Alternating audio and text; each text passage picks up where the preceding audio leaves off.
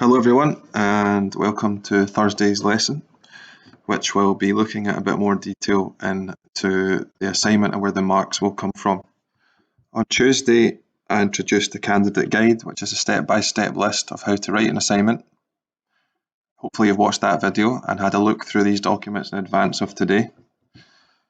Today we're going to look at the marking scheme and then an actual exemplar assignment.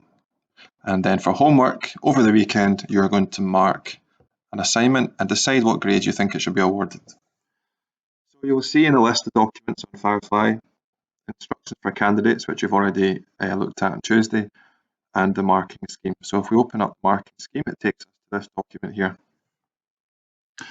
So all of your assignments are sent off to the SQA where they are graded.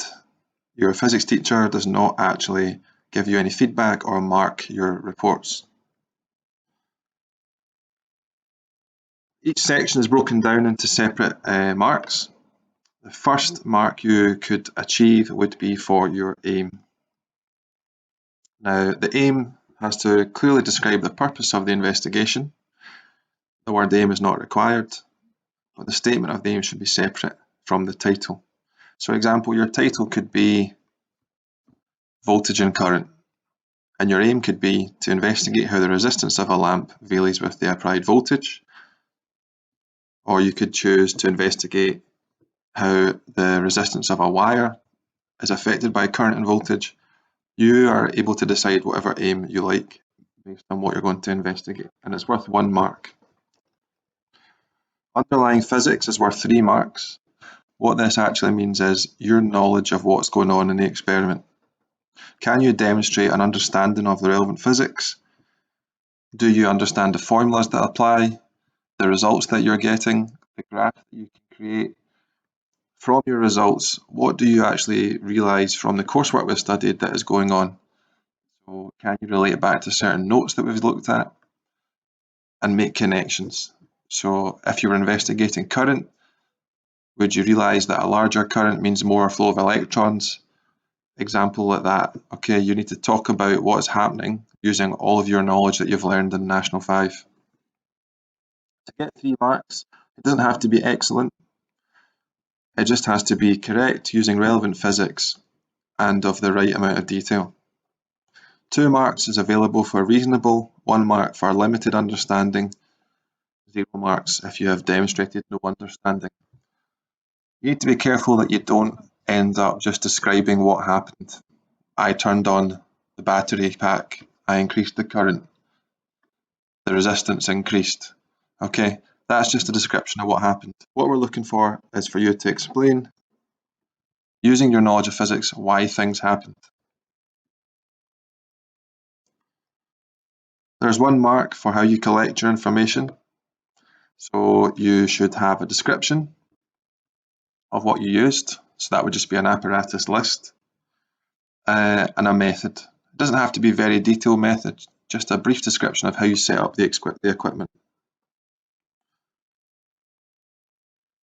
You must have enough results from your experiment. If you were just to take 1 set of results, this would not be enough, okay? Because to make answers more accurate, we need to find averages.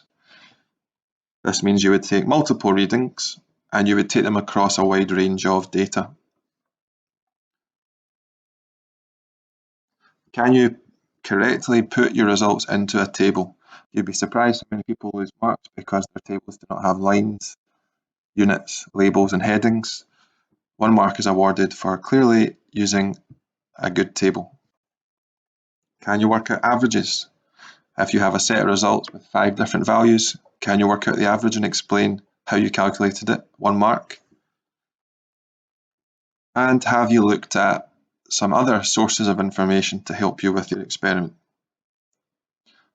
A good source would be a textbook or school notes. A poor source would be the first page that appears on Google. Is it reliable? Who wrote the page? Do they know about physics? Or is that somebody's pastime? You have to choose a reliable source. Once you've chosen a source, you have to reference it. A reference to the source must be written in a specific way, as listed here. A website, you must have the full website address and the date which you accessed it. A journal and a book are also written down in a particular way. 4 marks for a graph. Now, you've been trained in how to draw graphs since first year. Scales, labels, units, headings. Use a ruler and plot your line. Okay, if you're not good at graphs, it's something you need to practice. You would scatter the points onto the graph and choose which type of line you draw. It may be a straight line, it may be a curve.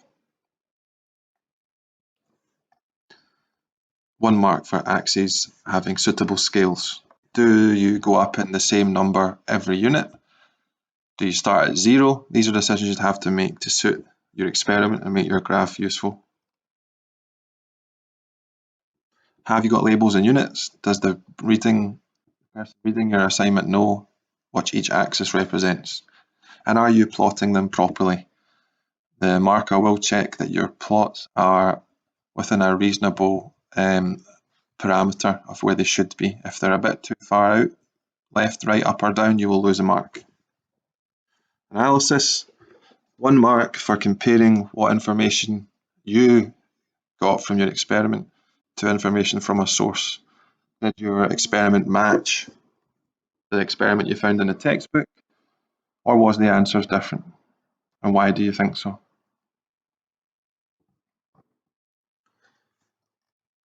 The conclusion is worth 1 mark. You must answer your aim. Okay, a valid conclusion relates to the aim. If you set out to find, does voltage increase as current increases, or does current change as resistance changes, you would answer that in your conclusion. Yes, I found that current changes resistance, or yes, I found that voltage is changed by current. You will have to figure out the correct way to answer your aim for your own example. Last section, the evaluation. This is looking back on the experiment once you're finished, thinking how could you have done it better.